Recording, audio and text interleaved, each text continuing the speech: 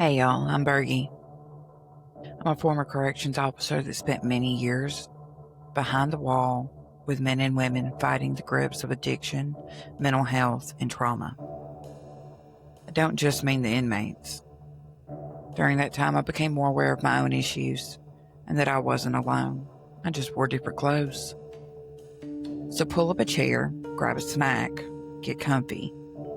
As my friends and I tell our stories, share some laughs, maybe some tears, and dive deep into the path of recovery, where we go next, and spread the word that you don't have to do this on your own.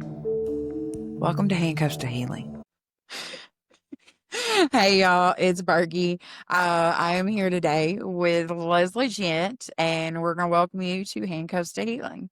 Today, she is going to share a little bit about her story of where she was before she met me, where she was when she met me, and how 8 years later we went from CO inmate to I haven't killed her.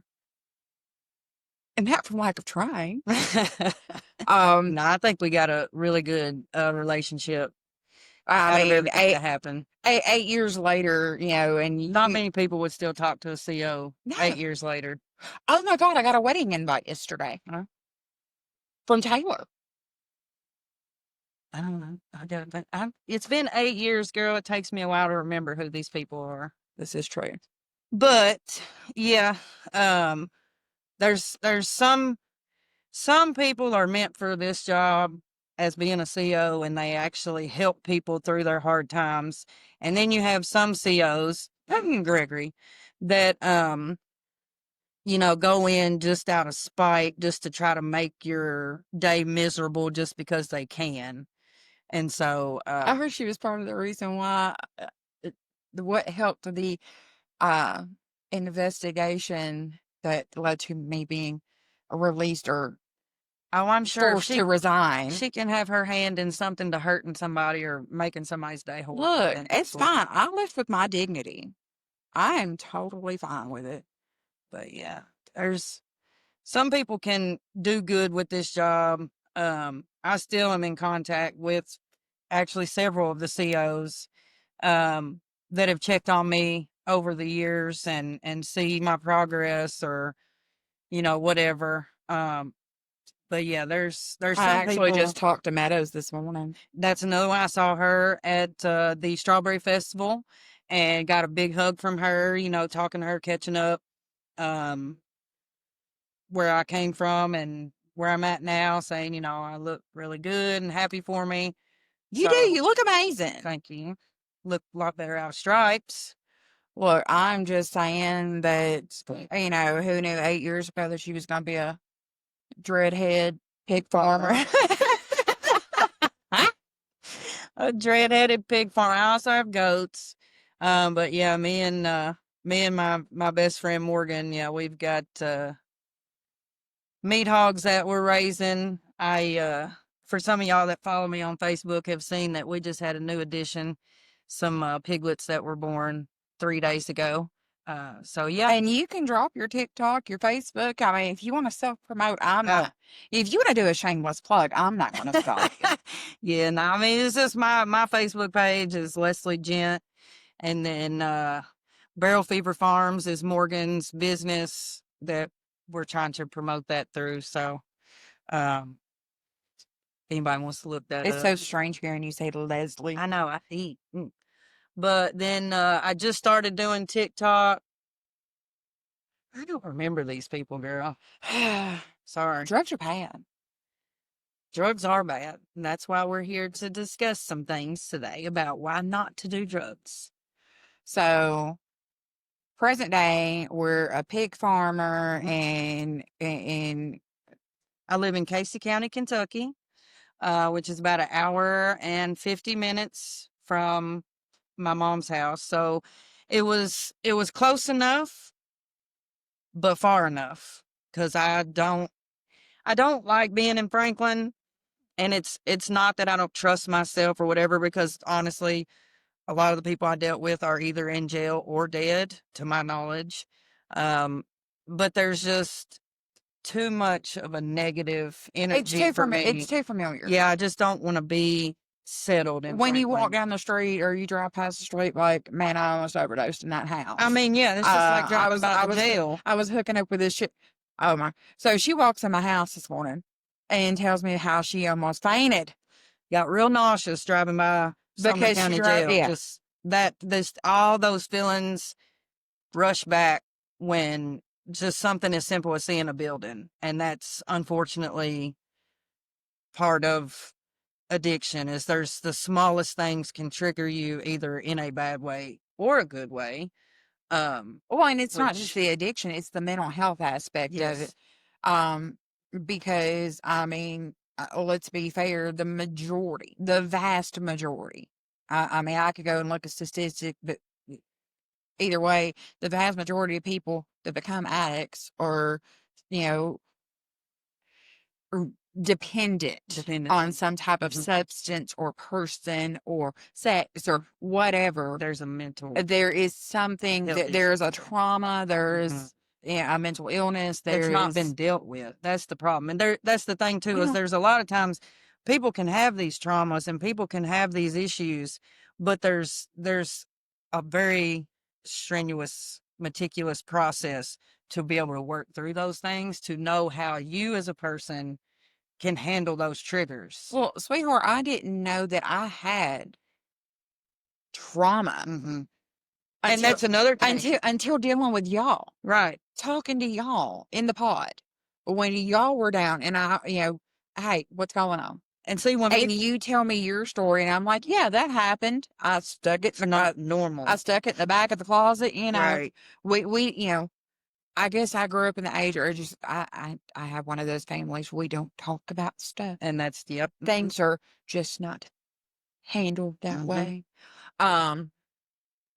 Plausible deniability, maybe. I don't know. Yeah. But I mean, it's just I didn't realize the trauma I had in my life. Yeah. When you think PTSD, I always thought, like I said, veterans Yes. and stuff like that. I mean, I haven't been blown up. Right. Shot at kind of Yeah, stuff, somebody in my family inappropriately touched me.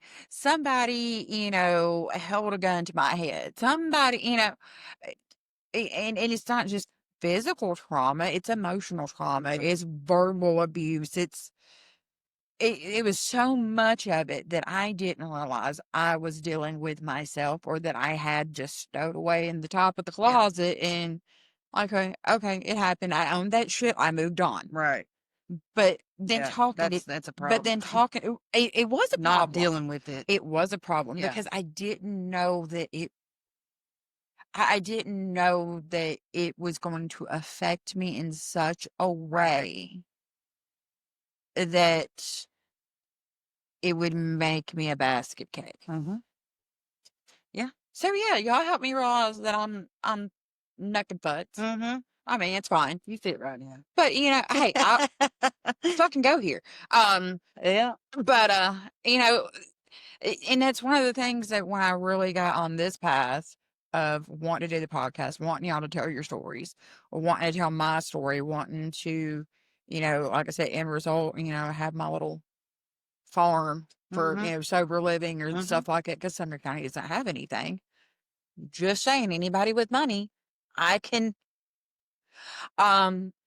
There's a need for that kind yeah, of stuff. property, money, investments, anybody that can help me write grants, stuff like that. End goal is that we get my girls somewhere to go that's safe and substance free and can get the mental health. And that's one of the biggest So- issues with addicts too, is that a lot of people that's never been in addiction or dealt with people with addiction, it's not always, oh, well, they're never going to change. It's once you go to jail and you get out, there needs to be some assistance and support you're to not- get back on your feet. It's that you're not given the opportunity to change. Right. Like you don't, a lot of people, and like with me, and which we can get into this too, but like with my story, I went many, many years. Well, we can just start at the beginning, I guess. Look, you start wherever you Okay. want.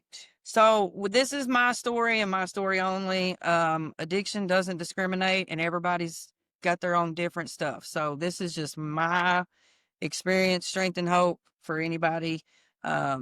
So I started out, I was on pain pills. Um, and just like with most typical story, I had a knee surgery when I was in high school, started taking the pain pills. Yeah, because you were huge into sports and all that kind of Softball, stuff. Yeah. basketball, soccer. So yeah, I had a knee surgery, was taking the pain pills.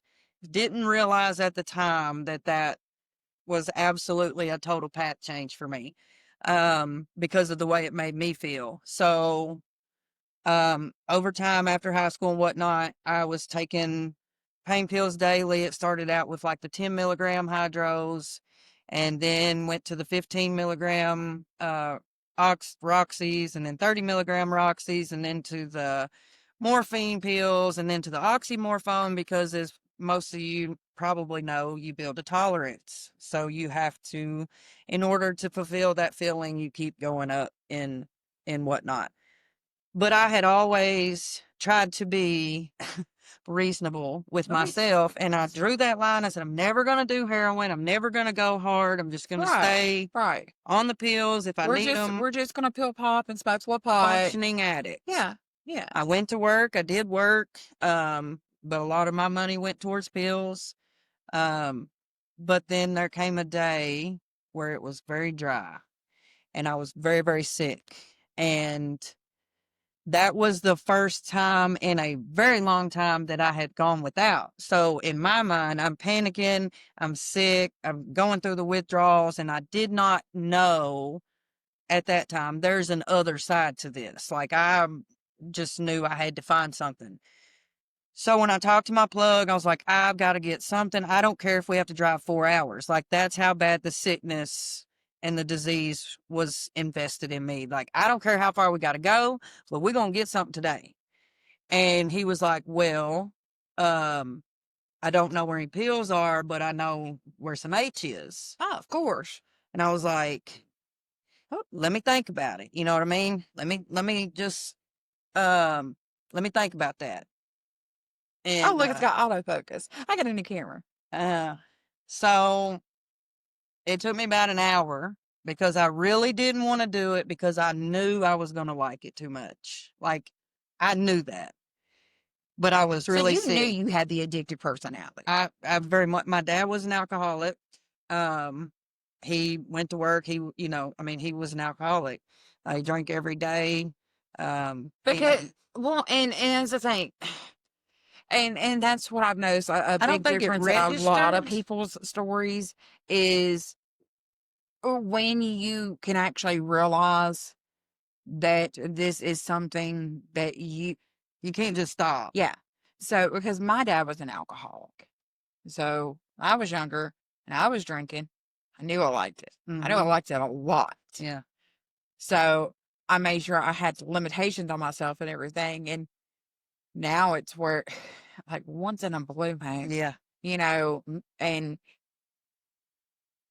but it was weird. It's because it's like once I acknowledged that with alcohol, for some reason, addiction didn't want me. Mm. Like, it, because, I went through an injury in high school, went through the pills and the muscle relaxers, the oxys, the hydros, the perks, you know, and they didn't do anything for Didn't me. do anything for you. I didn't get that high that everybody else experienced. And see, that's like with me with drinking. I can have an amazing night, go out, get some drinks, and I don't crave alcohol. Right. And you would think, Ben's, that my dad was an alcoholic, my basically entire family, I've You been would think. around them that, But drinking. yeah, But it's just not what I craved, and the feeling that I craved. I got it from the pills. I got the energy. My body didn't hurt. I was very focused.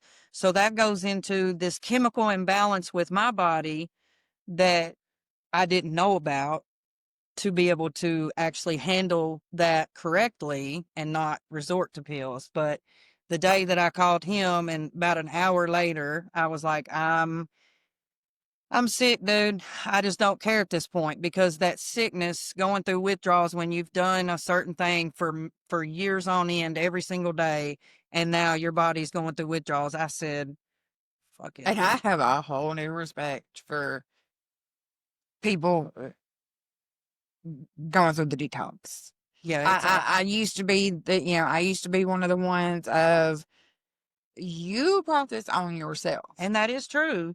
You know, But but yeah, exactly. I mean, and like I said, y'all changed me in so many ways, especially in perspectives, because it was like, no, I couldn't understand how y'all could crave something that made you feel so yeah, bad. But at the same time, y'all gone through the detox and everything. I was like, dude, you kept putting this poison in you, knowing how bad it was going to hurt when you come off and that's of why it. you don't. And that's why a lot of addicts don't stop. It's not necessarily because they want to continue to use drugs. It's the fact that the sickness is horrid. I mean, like you want to die because it's Oh so yeah. bad. I mean, And especially when then, it's pills, because and not a lot of people realize that when you are on the pain pills and stuff like that, you develop something called residual pain. mhm. To where the more pain medication you take, the more pain it causes you, because the poison getting into your body and things like that. And your body doesn't know how to function without it. And also, if you're like me, like I go and I work 8 or 10 hour job, then I get off work and I'm going home and spending 3 or 4 hours in the barn, with animals or mowing my yard, my body's constantly going. I wasn't like, not now, but like then, I wasn't feeling the damages I was doing to my body because I was on pills. Like my body might have been hurting and I needed to just take a little break, but because I didn't feel that, it does damage in the long run. But yeah, the withdrawals, you would rather die than to continue to go through that. Or like I say, you're not getting not only the educational part, but the support and the hey, we can give you a Suboxone, or I'm not a fan of methadone, to each his own. I was on Suboxone for several years, but we can taper these and, get you cleaned up, get you through the withdrawals, then taper off on this and you be okay. See, a lot of people I didn't even know this stuff existed. But then again, a lot of those clinics and everything don't necessarily want to They get don't you want to off. help you, right? They don't want to get you off of it, and they're supposed to Right. offer, and a lot of the MAT clinics and stuff like that, or they're supposed to have a CPRS. They offer the counseling and stuff like that. They're supposed to have somebody there that is to help you take care of your mental and be a soundboard and stuff Oh yeah, like some that. of them are just another money. It's a money thing. Yeah, And it's all. I mean, and this is I've said this for years, and and it's just my personal belief, but the Suboxone, the methadone, the Subutex, all of that, it is just trading one narcotic for another. And that is if you're not working a program and you're not actually trying to get to where you're a recovering addict, going to meetings, working a program, that absolutely is true.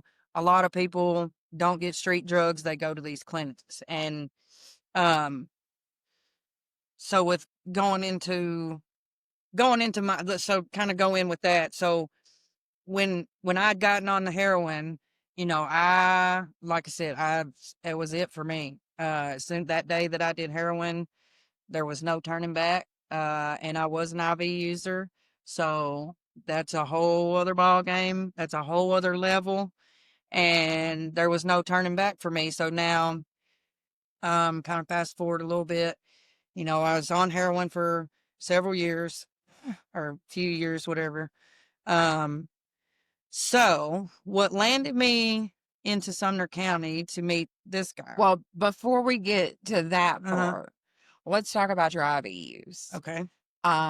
Because when I had Megan Smith on here, she was an IV user for years. And surprisingly enough, when she relapsed, she wasn't shooting up again. She was snorting it and everything else.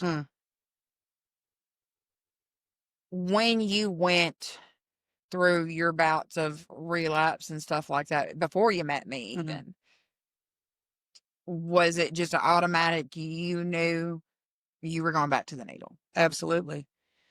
Because I know it's very rare for people to change it up. Once an IV If I user, couldn't it's shoot it, I it's didn't want it. exactly, and that's rare, and that's what surprised me about Megan is the fact that she was an IV user for years. I mean, if somebody busted a pill down and was like, "There, do you want that?" Yeah, sure, I'd snort it.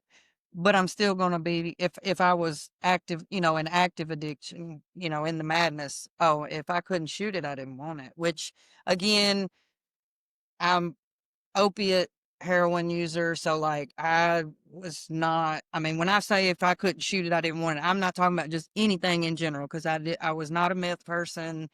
Um, there was a little bit of a cocaine era there, like night shift type working. That's what introduced me to cocaine. Well, and you have, and I've noticed it with certain personalities, people that are on the stimulants. So like I you're got to get up and go. exactly, Yeah. you're this upbeat, Yeah. always on the move. Things have got to go, Yeah. and your anxiety keeps you on the move. If you sit still, you have to sit there with yourself and your demons. Mm-hmm.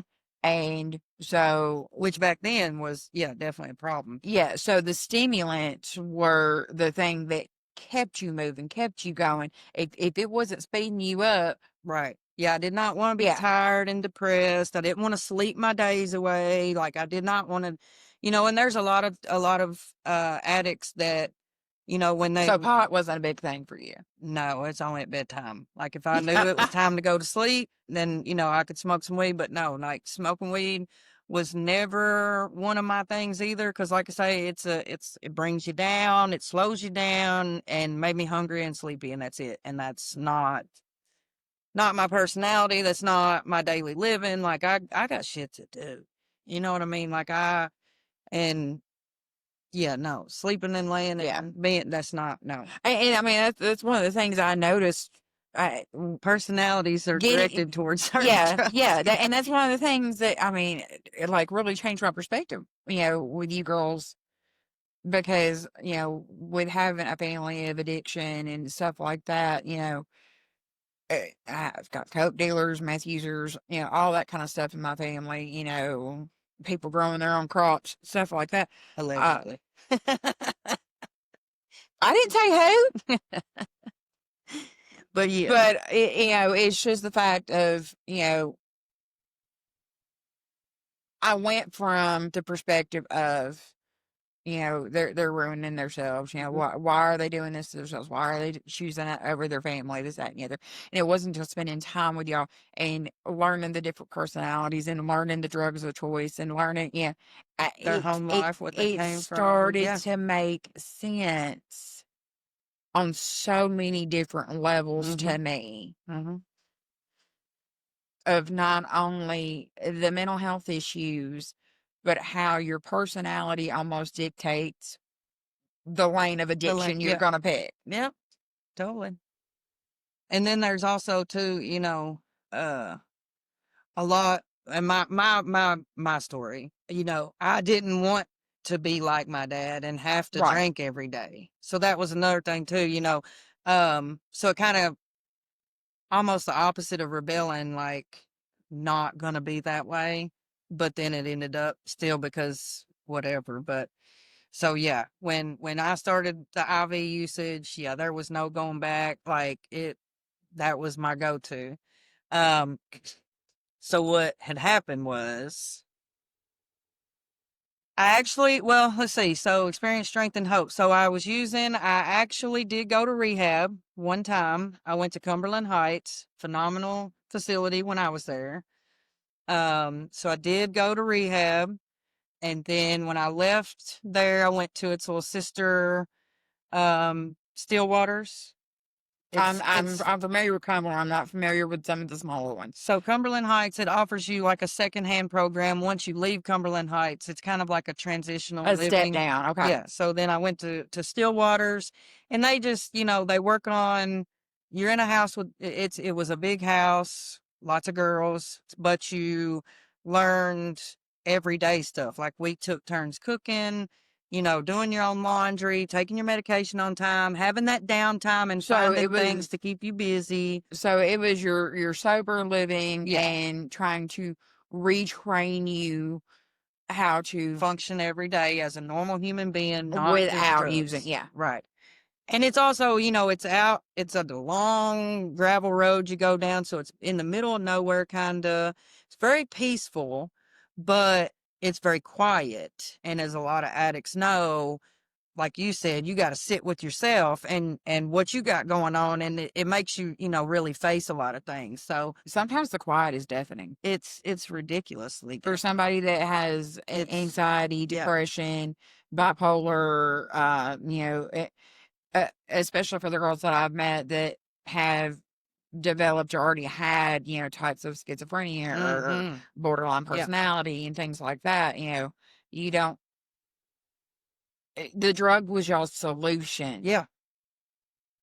but then it caused more problems. Absolutely. So it numbed the mental health. It numbed the demons in your head, kind Yeah. of got those to shut Quieten up for a down. minute. Yep. Um, And even but you though, didn't realize the damage not only the drug was doing to your body, but was doing to your mind. yeah, well, in your entire life, actually, Yeah. because, you know, you end up, which getting into this into my story, you know, I've actually experienced, you know, being in the madness and then how my actions have actually affected other people. I'm able to see that today. And, so that kind of goes in down the Okay, road so with my we'll get story. to that. Yeah. So you were gonna talk about how you met this guy. Okay, so I'd called my plug. I'd left the rehab. I went to Stillwater's. I ended up leaving Stillwater's, going to a halfway house. Was there, and kind of long story short, one of the girls messaged me one night. Was like, "Hey, I can't get in touch with such and such." I was like, "I'm almost home. Let me see if she's there." Walked in. She had overdosed. Rig and everything was still there. Huge trigger. And this was at the halfway house. This was at the halfway house. And, you know, at that time, like I said, that's the first time I've been to rehab. It's the first time I'm trying to live clean. You know, I was still kind of on the fence. And a lot of people that's been through addiction knows that. Like, you want to be clean, but you missing being high. But it's like, you know, you need to be on this side of the fence where life can be really good. But like, you've lived so long with this, it's, you know, it's almost like taking a pacifier from a Oh, child. You know what I'm saying? yeah. Like, you just instantly stop. There's a lot of emotional connection. There's Yeah. a lot of stuff. So it's just whatever. That's probably one of the best analogies I've heard. Oh shit, sorry. So You're good. I had to readjust too. So I called my one of my old plugs and I'm like, "Hey, looking for some H." He was like, "My cousin is in that area. Hit him up." Which I knew this guy through my plug, like small town type stuff, but I didn't know him. So anyway, so I go meet him. I did notice, and this was like early fentanyl era. So like fentanyl had just started trickling in. I knew nothing about fentanyl. Well, it wasn't. It just started becoming a mainstream thing. Yeah, for sure. And so, you know, like I said, when I was doing H, it was black tar. I knew what I was getting almost every time, but this was like a powder. And so I did question it and was like, "Hey, you know, I'm whatever, not trying to get powder." And he's like, "No, that's H." And I was like, "Okay," because that's what we do. We trust complete strangers that tell us this is what you're getting. And as dumb as that sounds now, you know, it just, that kind of stuff doesn't register in the moment. Well, I mean, it's not only that, but it's Because you not wanting to be sick. it's a naiveness of your own addiction. Yeah, because I it's like, mean, I don't want to be sick. I'm going to trust you that this is what it Right. is because you're not going to make me be sick no more. right, You know? oh yeah, you're not going to sell something that kills, Right. to kill me, Why right? would you do that? I mean, because they're a reputable businessman. That's why. And it Bagged up by the Better Business Bureau and all that kind of I stuff, don't understand. But yeah, so I go and stop at a gas station the next morning to do my breakfast and left the gas station and woke up in a ditch with like 8, 9 people standing over me. And so it was fentanyl. And, at that time, doing a regular shot of black tar heroin in the same quantity that I did the fentanyl, it's I did probably 5 times what I normally would do Wait, with the fentanyl. is that the incident that led? Yes. This is what I ended up in Okay, jail so from. this was 2018. 2018, February Okay. 12th, 2018. So, okay, here's the crazy thing, because I actually remember people talking about this call, because I had friends that were already, sheriff's office and lived up in Portland, all that. And there's this woman in a ditch, but they can't decide if she's the Kentucky side or if she's the Sumner County side. Yeah, Sumner County. I mean, yeah. Yeah. Because I had Kentucky tags, yeah. But they couldn't figure out because you were, I guess, apparently so close to the line. So you mean tell me why I'm dying in a ditch, y'all arguing whose jurisdiction it is? Girl. Well, that's news to me. Well, anyway. It was just the fact of Where are you taking her? where are you taking her? Yeah. What hospital are you taking her to? Are we taking her? Lucky you. Look, I wouldn't have changed meeting you for the world. I know, that's right.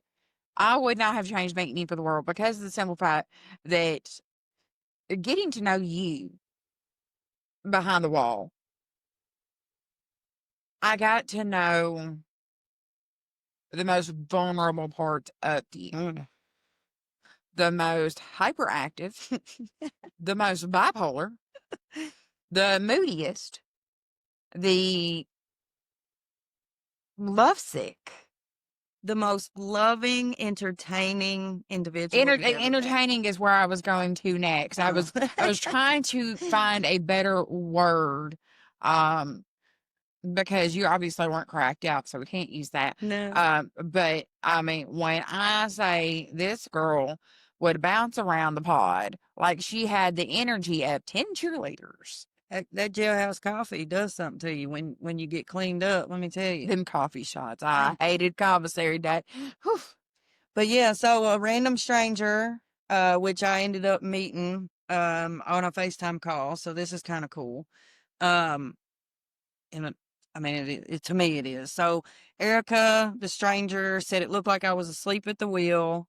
So she was kind of watching me, but she said it seemed off, like I wasn't just asleep at the wheel. Right. And when I went off in the ditch, she stopped, which my car was in drive, so my door was locked. So she had to go back to her car, come back, break the window, pulled me out, started doing CPR. I guess another gentleman saw her doing the CPR, so he stopped, called 911, the police, the ambulance, the fire truck, everybody shows up, whatever. Well, they had to search my car. Did you say the ambulance? Ambulance. Okay. Make sure I heard that. So they had to search my car because, they can't just assign and Narcan you, even if it's showing the typical signs. Then Right. they couldn't. Right. So all my stuff was stashed in a sock in my car. They found that. They Narcan me. I wake up and get put in the ambulance, go to the emergency room. They called my mom, was like, we've got your daughter. She's overdosed, but we're going to take her to jail because I was charged with possession, drug paraphernalia, a DUI, and reckless endangerment. And so I'm a felon, and I got a DUI. I'm a one and only. And so Now, which one was the felony? reckless endangerment. Okay. I didn't know if that got reduced or if I wished it would have. If I would have had a lawyer and maybe been able to fight some stuff because I didn't hit anyone else, because no one else was involved in the incident, because it's my first offense, I was gonna say this was your first offense. Like this, you had never had any legal trouble before this. What I did that was as a juvenile. No, no, not with me. No, when my grandmother passed away. This was also kind of triggering into my downfall. So my grandmother passed away in September, and she was my person.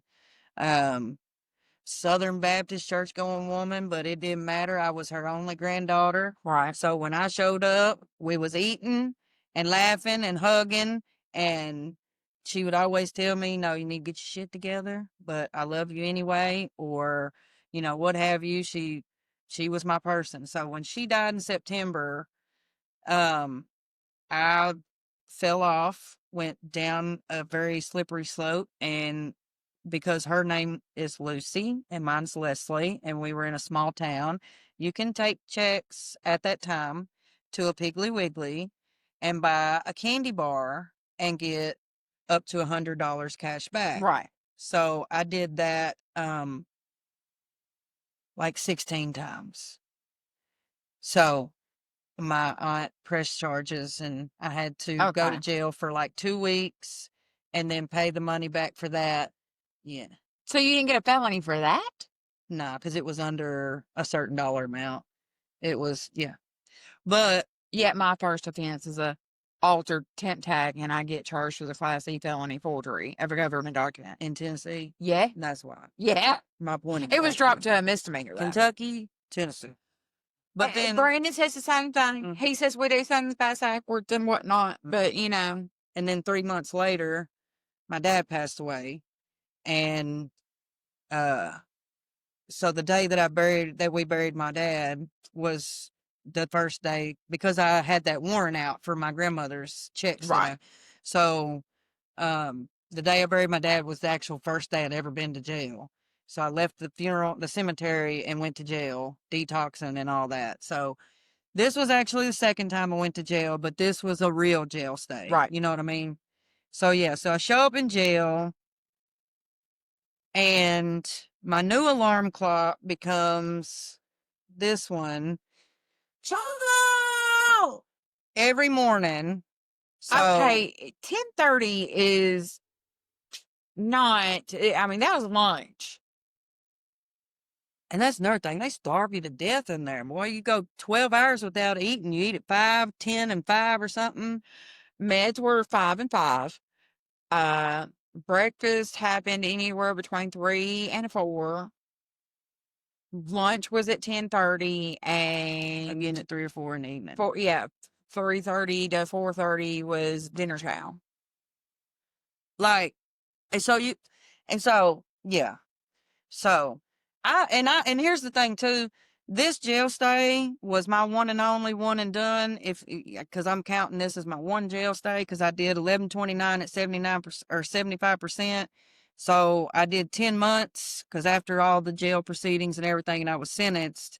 1129 is 11 months, 29 days, but I only had to do 75% of it. So I did about 10 months, and that was enough for me, because Law have mercy. See, I started to mess with you this morning.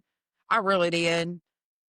Because I still do have some of my cargo pants and Oh my my duty belt. gosh. And I almost went and bought a green polo shirt just to bring back the memory. See, you trying to trigger somebody. I I told you, when I drove by the jail, I literally got nauseous just looking over there, because, that place.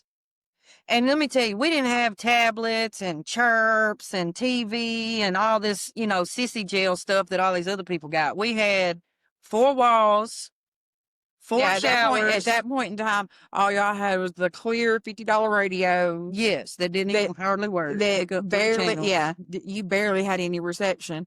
Now, y'all got creative with making the speakers for that. Did you ever see the fan that I had in my room? Yes. So I took toothpaste and cut it and made like fan blades and put it up on the vent, just with the deodorant spinner. So yeah, you take apart the deodorant, you take the little knob out that cranks up the deodorant. You put the toothpaste on that, and then you stick that into your air vent. Yep. And it spins like a fan, and it sounds gives you like a sound. fan. Yeah. So, and you were one of the few girls that did that. That was more common for the guys. The guys were more common on the light coverings. I'm a vegetarian, so this is true. Masculine. Well, I mean, and you were just more innovative than most. I mean, you got nothing but time on your hands in there. And let me tell you, I actually went in with like a GED in jail and came out with like a PhD in jail, because I learned how to make hooch, like legit alcohol. That's chemistry. I mean, yeah, from fruit and sugar and trash bags and burping the baby and all that. Like, I learned all. learned all this. I learned that you can take 2 batteries and staples and set it on stainless steel and use it to light things like cigarettes, allegedly. Allegedly. And the coffee cigarettes were a big thing, and I never understood I don't that. understand it. The potato skins too. Oh. The potato skins. I never understood what that was about. Like, I mean, orange pills I get. No. Orange pills you can actually get a buzz from if you dry them out and things like that. But Yeah, I definitely learned. the paper towel soaked in coffee, rolled up and dried, like, I don't. Yeah, I don't. I don't get it. I guess they was just seeing what would happen. I don't know. You got nothing but time. Yeah, we got. You was lucky to get a book with all the pages, and if you was lucky like me, like I got the Twilight series from beginning to end. So I actually got to read from Which beginning is to one of the things end. we bonded over. Yeah, that was, we was getting Because about it that. was it was one of the only books that actually had any interest that wasn't religion based and Yeah. things like that. Yeah. You could also allegedly give yourself tattoos in jail if you had. Like, that's the only one you got. That's the only one I did in jail right there. But like I said, that's the only one you got when you were there. I may or may not have given. I mean, look some at how tattoos. crooked them dice are. I actually did that at home. Did you? With a gun. Yeah, that's with a gun. That's with See, this was the pick and poke right here. See how much lighter it is? But where is the one? That's the only one I did. I swear. There was one that had a D. No. I promise you. You never tagged Baby D on you. Misfit. That was it. This is the only one I did. I did a letter on another girl. See, I was thinking you had a letter. Now my name may or may not be down her rib cage, but I think we got it covered up. She was in C-Pop then. Yeah. But yeah, so I mean, we didn't have the type, like, and even, sitting in there, like, programs, we got AA, 3 times? We had an AA meeting 3 times while I was in there for 10 months. AA, NA, church would come through every Sunday. But like during which at the point in time you were there, we actually had programs that were coming in pretty regular. When COVID hit, that we lost a bunch of that. So yeah, well, we when you got a bunch of girls, you got 90 girls sitting in one room, not going outside. We don't have tablets. We don't have chirps. We got one kiosk that you could receive pictures and your letters and stuff. There was 3 phones, no TV. There's 4 showers, and like that's it. Like it was real jail. And so for me, there's still days that I wake up and just little things will hit me, like being able to walk out on my front porch and have a cup of coffee and smoke a cigarette when I was ready to get up, and being able to enjoy that peaceful moment. I will still think about jail and be like, man, I'm so grateful that I can get up and walk outside. Walking out the cell door, standing on the catwalk or the porch, just seeing who was out in the neighborhood. Yeah, like it. Same bitches. Who they put on the floor today? Who's locked down? Like who grabbed my tray because I was sleeping? Because you would always just have somebody grab your tray, take it to you or whatever, and you'd get so damn mad because I would make you get out of the bed, come out to where I could see you, and physically tell me they're getting my tray, or that you didn't want your tray, or you don't feel good. Can they bring it up to me? I mean, listen, I made the best of it. I will tell you that. But like, so mad at me because if I did not lay eyes on you, well, listen. Yeah, somebody had to give a shit. Ain't that? I mean, that's horrible. I mean, what an asshole. What an asshole to make sure I was eating every day. No, or at least that she was getting up and breathing. Yeah, that. Which brings me to another thing. So there was the time that fentanyl made its way into our pod. Okay, so this was really serious. This has also affected me long term too, because We had 5 overdoses that night. 5 overdoses because someone brought fentanyl in, and these girls had been clean. We almost lost Brady Derby, Tosh Bryant. No, Ashley, Stacy, with the redheaded girl. Tasha was in there too. I thought it was Stacy and Ashley. And Oh, wait. this was in B pod. Yeah. Tasha wasn't in this one. Not the one I'm talking about, because they rolled Ashley out. Because she had gotten some stuff from Nikki too. Yeah, no, it was But I know it was Brady Derby, Stacey Merritt, Stacy. Ashley, my little Ashley. flying squirrel. What was the redheaded girl's name?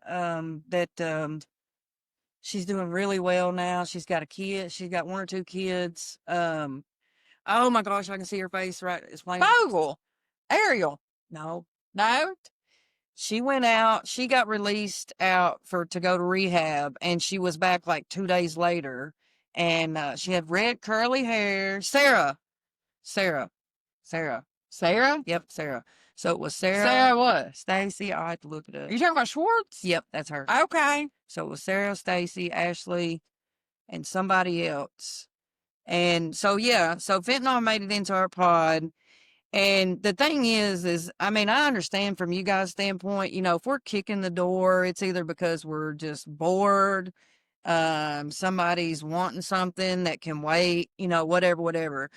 But when this went down, there's no emergency button in the rooms. Like, you had to go all the way down to the door, the main door. And so everybody's kicking the doors, trying to get their attention. They finally come in, and get us all in our cell while they're doing that. And like seeing my friend, and I mean, I call her my friend because I still am in communication with her to this day. This was not a jail friend. Seeing my friend on a stretcher with an EMT over top of her, giving her CPR, one walking beside doing the little air pump, whatever it's called. The air pump? The thing, when it's, because they didn't have her set up to know. She was doing CPR, and then the ambu bag. Yeah, that. Okay. I was I don't know what it's called. I'm not a doctor. I'm not. Well, I mean, I didn't know if you were talking about a blood pressure cuff. No, the thing that they're on their mouth. Yeah, the ambu bag. Seeing that was like a bitch. That could have been you. You know what I'm saying? Like, just like that, it can happen. And it also put me in my feelings, because this is trauma that I put on a complete stranger, because a complete stranger stopped to save my life. And when I was actually able to track this lady down that saved my life. I was living in Kansas City at the time, and she was living in Florida at the time, and it happened here in Sumner County. So I posted on Facebook, I'd like to meet, thank her. Within 3 days, it was shared, and found her in Florida, me in Kansas City. So I did a FaceTime call with Erica, the lady that saved my life, and hearing her tell me her side of what happened, telling me, that when she was giving me CPR, the noises that I was making, the sounds I was making, the fact that she was sitting there telling me, do not give up, keep fighting, stay here with me, it's not your time. Like, the trauma that I inflicted on a complete stranger because of my decisions, that still sticks with me to this day. Well, and not only that, but being on the verge. There was some divine intervention there. Yeah, and we've talked about, having some spirituality and stuff like that, especially in recovery. Yep. When you look back at stuff like that, you got to believe somebody. Right. There was something higher up. Because, I mean, a lot of times people are not going to stop for anybody, let alone, a car ran off the road. Oh, okay, somebody will make the call. I have sit on the side of the road with a flat tire and my child in the car. Yeah. And it wasn't until a sheriff's deputy saw me in my jail uniform trying to jack up a car and change a tire on the side of the road. Yeah. And then he called my supervisor and said, hey, she's going to be late. I'm running home to get my jack because I don't trust her jack. Yeah. And I'm going to change. yeah, my granny or my dad or you know, whoever it was definitely had a hand in that too, because I mean, I was very, very close to the verge of dying Yeah. in that ditch. And so yeah, um seeing a friend of mine like that, you know, it also opened up for me how my actions have affected other people. My mom, my dad, you know, my family, my close friends, Morgan. Um but yeah, there was definitely a lot of times that I bumped heads with you. Um Not Me, really bumped me heads and because you're you, like seven me, and a half feet no, tall. not, I'm 5'9". Well, it seemed like 7 foot No. tall, but yeah, there was definitely times that, you know, I mean, you did your job. You're a CO and I'm an inmate, so you kind of, you know, had to put me in my Well, I mean, place. you did your job. I did my job. I did my job real well. You were doing some criminal shit. I was doing some police shit. You know, Allegedly. whatever. So, I mean, end of the day, it was more like I was mom. But there was time, or big sis, there was times that I could come and be like, dude, I'm about to lose my shit. I'm about to fight somebody just so I can get a private cell for a minute. You know what I mean? And then there was the reminder of, hey, don't get extra charges and extra time tacked on because you're annoyed with somebody. And I'm like, I believe at one point in time, I told you the only fighting you were going to do is if you went after somebody, my big ass was going to sit on top of sit on you top of and me. you Yep. would fight for air. Yeah. Yeah. I believe that was, and you were like, If you can catch me. where are you going to go? You're in a square. I mean, Where are you going to I don't go? know. There's Parkour. only so many times you could Bebop run. around. I don't know. I mean, I'm just going to stand there. And how many times have you actually stood there and watched me do that with somebody? Just They're- stand there? Oh. No, I'll just stand there and they're running around like, Mm-hmm. you gotta get me first. There's only one You're way in gonna and out get of there. tired. There's only one way in and out of there anyway. So, I mean, Like you're gonna get tired. Like you're gonna get distracted trying to showboat and everything. And before you know it, you know, somebody's gonna get you. yeah, jail was, no, jail, did not like jail. I Don't want to go I back to cannot get jail. comfortable today. Um, the food's horrible. Beans for every meal, just about. So now you got 90 bitches with It's good protein. ass laughing going on. All this. Good protein. Oh my God, it smelled horrible in there. And females, when they're in jail for some reason, I mean, obviously a lot of people were detoxing. So you got sickness. Then you got them just not feeling like getting up and showering and No, brushing the their worst mouth. part is everybody syncing up. And then everybody's on the ta-da-ta-da at the same time. Yeah. And I had this conversation with Jay. I was like, you know, y'all thought you had it bad with the guy. Oh, he's sorry. We figure since we're bringing skeletons out of the closet, you know, he needs to sit in too. Um, but you know, he dealt with most of the guys, all that kind of stuff. I'm like, you don't know what it's like to be in a pod with 60 to 80 women, and they all sync up, and then you're there with them.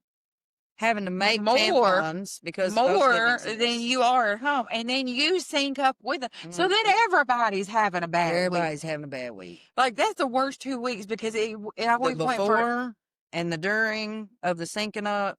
Like I said, you had to make your own tampons, but then you got stanky pads in there.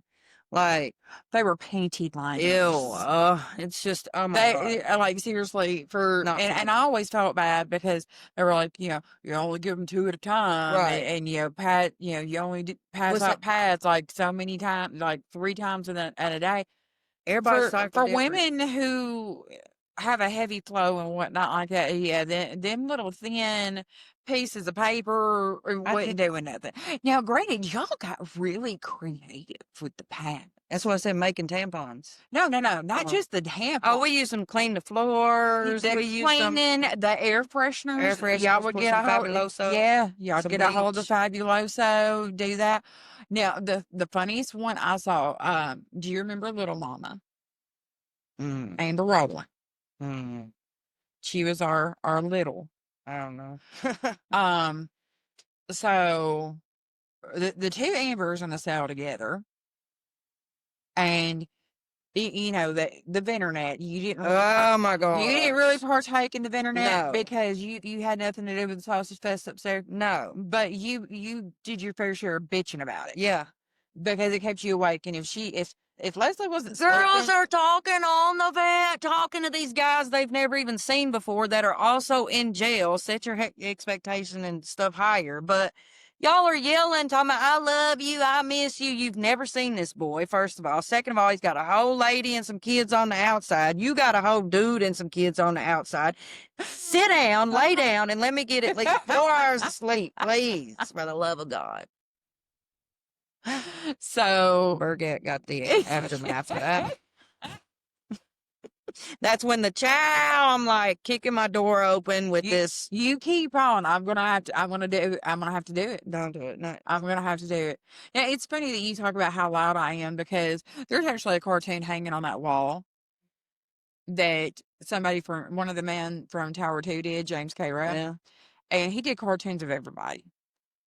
Every cartoon I'm in has a big drum, and it talks about how loud I am, And it echoes. And sleep is for the free, and the louder the better. And yeah. he was just like, you make sure everybody knows you're here. I'm like, Including the dead. yeah. Like you could wake the dead. They used to say they could hear me in classification. Yeah. Which I don't think that I don't think they said that. The best day that we ever had in jail was the day that, I'm not going to name names, allegedly set the jail on fire, and we got to go outside. I will so name Jewel Oh, all day long. I didn't do it. I will so name Tina Jewel all day long. But hey, you know, I appreciate Tina her Jewel, efforts. Taylor, because I'm the one who had to investigate that. I wasn't even there the day it happened, but it got shut down. Oh, yeah. Everybody moved out of that cell, and old Daddy Babbitt said, Bert, go check into this, go search everything, log everything, whatever.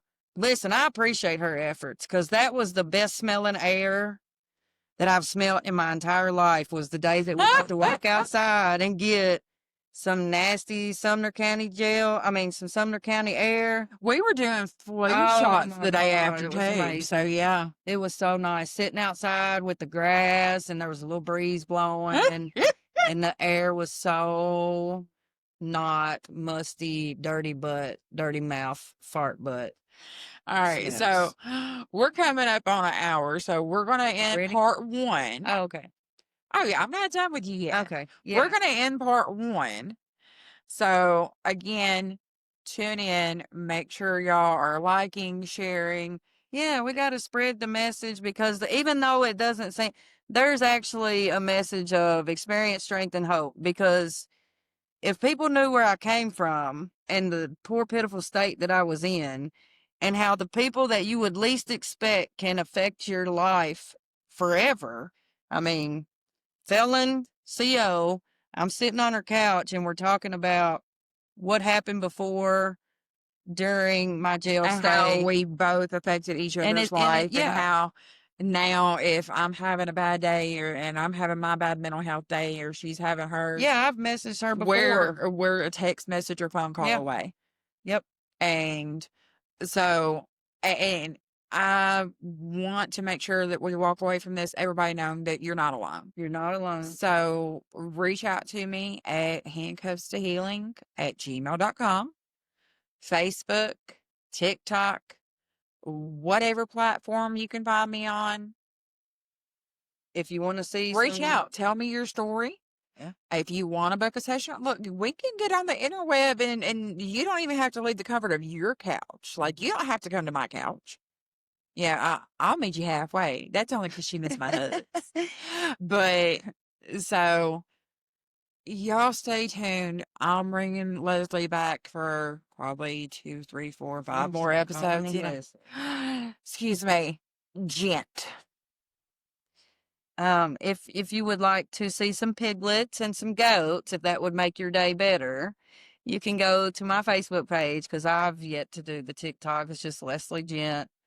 It's on my I got I don't know. Anyway, You on the TikTok? I know, but I've not really figured out how to push content because I'm just kind of in the moment doing my thing. I'm not figured out all that. So Gotcha. I do post some videos on Facebook. So if it would make your day better seeing some piglets, you can go over there and check that out and see what my life is now versus being in jail with her. So if you have questions, if you have comments, let me hear them. I will do a whole episode just sitting here reading trashy emails. I don't care. So if you So know of programs that are out there, resources any kind of available. resources to help people, that's another thing. Just If you spreading work that with the information. resources, I would Yeah. love for you to come on and talk about the resources available and how you're being that support system for somebody. Yeah. It's a So big, big thing. I want to bring Gent back for I'll be another back. episode. I'll be back. There's still lots more to talk about. But thanks for tuning in, guys. Bye. Have a blessed day.